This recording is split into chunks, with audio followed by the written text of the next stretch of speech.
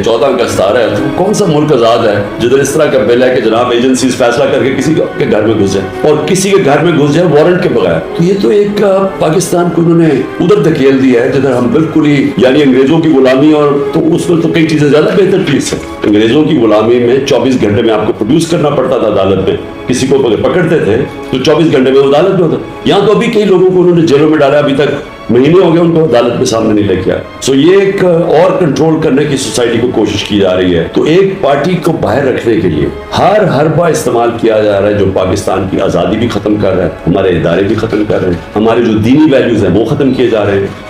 लोगों घरों में घुस जाते हैं, तोड़ फोड़ करते हैं, बच्चे उठा के ले जाते हैं। कलेक्टिव पनिशमेंट तो सिर्फ गुलाम मुल्कों में होती थी, ये अंग्रेज करते थे कबायली इलाके में जिसको कहते हैं FCR, कलेक्टिव पनिशमेंट थी।